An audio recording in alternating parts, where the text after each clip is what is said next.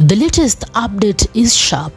The Eldoret worker has forgiven the Chinese boss who kicked and slapped him on camera, but COTU has stepped in, demanding his immediate deportation.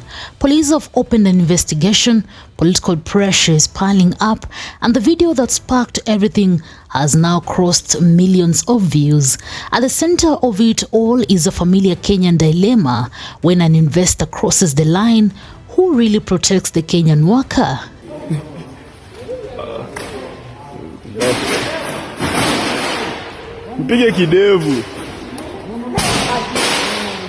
A 42-second clip recorded quietly in a phone inside TCM Mabati Factory along the Eldoret-Nakuru highway brought the country to a standstill.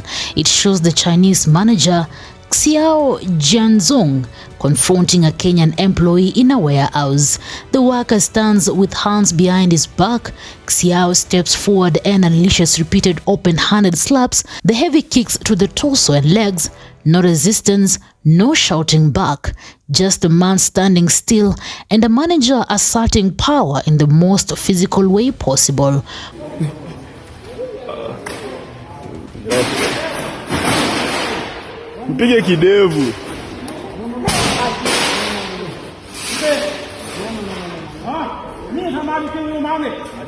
Almost instantly, Kenyans recognized something deeper than a workplace dispute.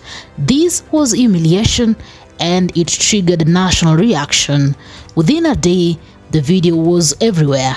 X, TikTok, Facebook, over 2.1 million views before Sunday morning. Hashtags surged, hashtag deport the Chinese boss, and hashtag respect Kenyans at work. One post said, quote, "He took the beating like a statue. That is not calm, that is fear." It was not just anger, it was recognition. Kenyans have seen this pattern before.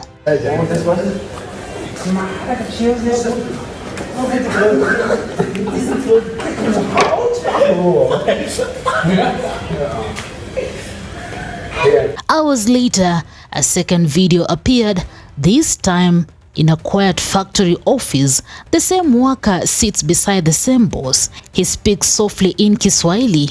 Quote, "Nimesamehe bwana yangu. Nina mtoto mgonjwa hospitalini. Nahitaji kazi hii." The two shake hands. Xiao nods through an apology.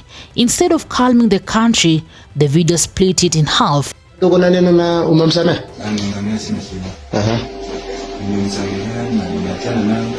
Bado nataka nifanye kazi hapa because nilimtoa bosi kuja kufanya hapa kazi. Next time kama kuna shida aniji tuongee kwa ofisi, then kama kuna shida nitakubali makosa yangu. Lakini kwa yote nimezungumzia, sitasikiza maneno ya watu. Pia imeisha hivyo, is my boss and he remain my boss. To some, this was admirable maturity. To many others, it looked like survival, a man protecting his job because he cannot afford to lose it. Supporters praised the worker for choosing peace. Critics asked who was behind the camera, who arranged the meeting, and who benefits from the narrative of forgiveness. One viral comment said, quote, "Forgiveness under pressure is not forgiveness, it is economics." The reconciliation video did not end the debate, it stretched it.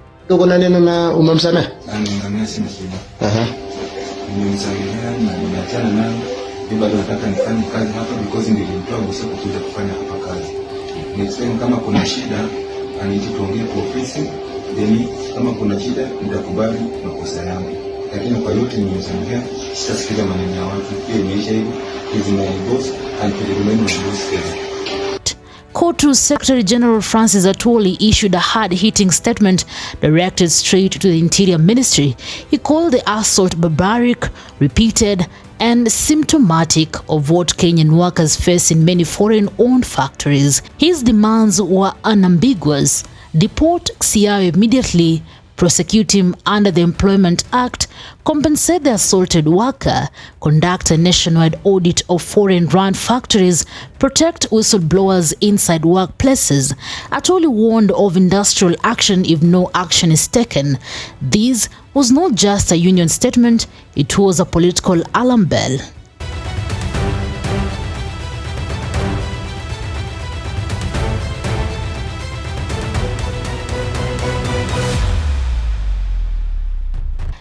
Eldoret OCPD Ali Ndiema confirmed the statements were recorded from both sides and that the video is part of the evidence.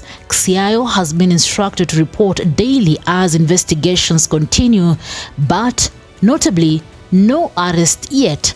And in Kenya, a slow response is often interpreted as deliberate inaction. Despite being tagged thousands of times online, Interior Cabinet Secretary Kipchumba Murkomen has remained silent.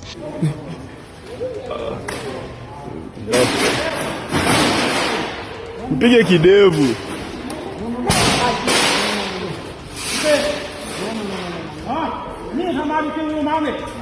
Labour CS Alfred Mutua, the official responsible for workplace protection, has also not issued a comment.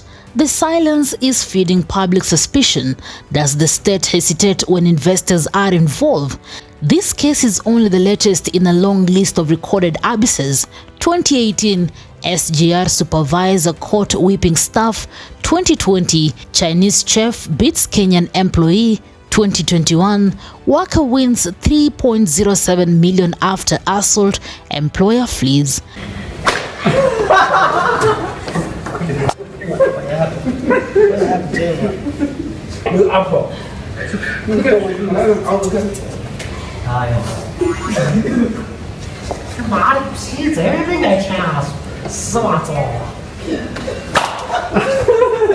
Across East Africa, enforcement varies. In Rwanda, a Chinese national was jailed 20 years for whipping minors.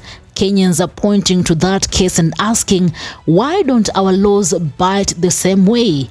Here are the moving pieces. Police expected to submit the file to DPP within 48 hours. COTU threatens countrywide protest if no deportation by Friday. MPs may call Labour and Interior CSs to testify. Workers inside the factory may speak out next. The victim's child is still hospitalized, adding urgencies to the economic angle behind his forgiveness. The nation is watching how the government institutions respond and whether this time will be any different.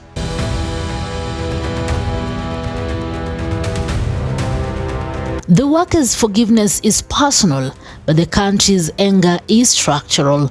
This incident reopened a larger national wound. How many Kenyans must be beaten, slapped, or insulted before the law protects them with the same energy used to welcome investors? Until the state answers that, the Eldoret video remains more than a clip. It is a test of leadership, dignity, and national pride. Newsroom, Maisha TV, Reader, Kering Chibet.